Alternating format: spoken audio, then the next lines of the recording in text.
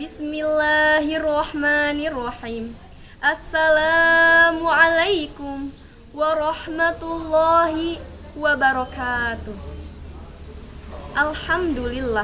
Alhamdulillahi rabbil alamin. Wabihi nasta'inu ala umurid dunya waddin. Wassalatu wassalamu ala asyrafil anbiya'i wal mursalin wa ala alihi wa sahbihi ajma'in. Amma ba'd. Dewan juri yang saya hormati dan para hadirin yang Allah muliakan. Pertama-tama dan yang paling utama sebelum yang kedua, marilah kita panjatkan puja dan puji syukur kehadirat Allah Subhanahu wa ta'ala yang telah memberikan nikmat kepada kita semua, sehingga kita masih dapat menghirup udara segar sampai hari ini. Yang kedua, tak lupa sekelumit sholawat beserta salam marilah kita curah limpahkan kepada junjungan alam yang telah membawa kita dari zaman jahiliyah ke zaman Islamiyah, dari zaman kegelapan ke zaman terang benderang. Tiada lain dan tiada bukan, ialah Nabi kita tercinta, yakni Habibana wa Nabiyana wa Maulana Muhammad sallallahu alaihi wasallam. Buah berduri namanya durian, buah tomat manis rasanya. Dewan juri yang Allah muliakan, salam hormat untuk semuanya.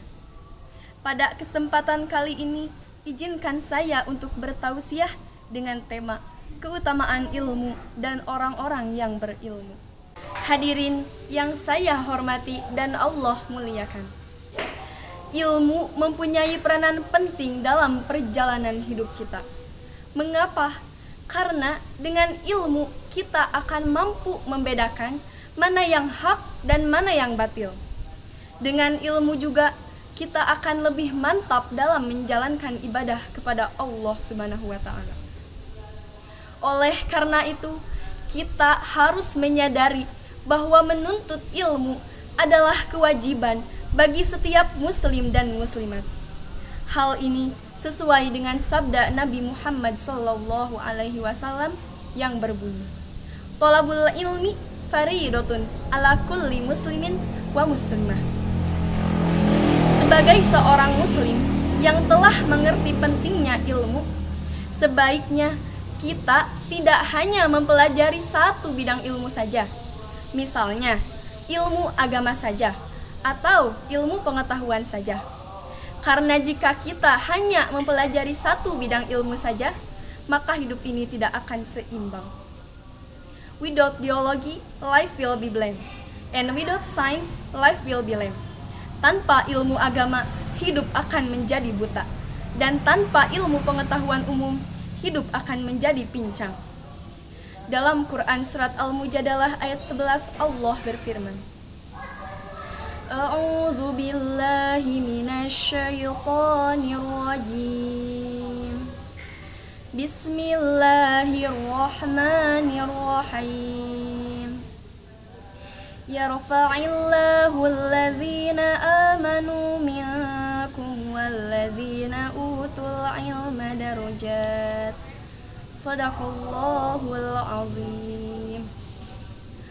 Aku berlindung kepadamu ya Allah dari godaan setan yang terkutuk, dengan menyebut namamu ya Allah yang maha pengasih lagi maha penyayang.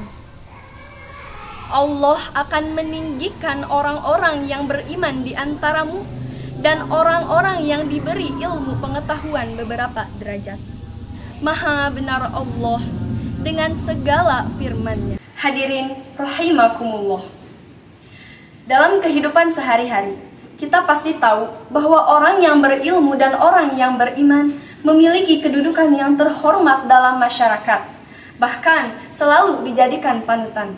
Sampai-sampai Rasulullah pernah mengatakan bahwa tidurnya orang yang berilmu itu lebih baik daripada ibadahnya orang yang tidak berilmu. Marilah kita memacu diri untuk terus belajar, pantang menyerah tak kenal lelah, sampai kita dapat menikmati buah dari ilmu tersebut. Hal ini sesuai dengan kata-kata bijak yang berbunyi, "If you want fruit after 1 year, plant rice. If you want fruit after 10 years, plant trees. But if you want fruit after 25 years, educate your child." Yang artinya, jika kamu menginginkan hasil setelah 1 tahun, maka tanamlah padi. Jika kamu menginginkan hasil setelah 10 tahun, maka tanamlah tanaman keras. Tetapi jika kamu menginginkan hasil setelah 25 tahun, maka didiklah anak-anakmu. Demikian pula, keadaan orang berilmu di kalangan masyarakat adalah seperti kedudukannya hati pada anggota tubuh manusia. Dari sinilah Imam Ibnu Rajab Al-Hambali rahimahullahu ta'ala menjelaskan bahwa kedudukan hati itu adalah seperti raja. Kalau dia baik, maka semua anggota badan yang merupakan masyarakatnya pun akan baik. Karena hati akan memerintahkan semua anggota badan untuk tunduk dan mengikuti perintahnya. Inilah kedudukan hati, dan inilah kedudukan orang yang berilmu di kalangan masyarakat. Untuk ilmu itu tak pandang usia.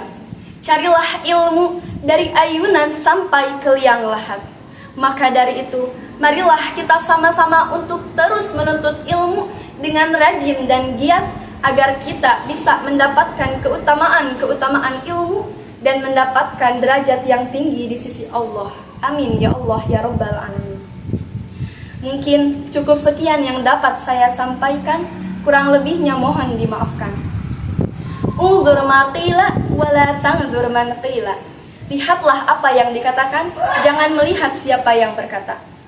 Burung Irian, burung cendrawasih. Cukup sekian dan terima kasih. Billahi taufiq wal hidayah, warido wal inayah.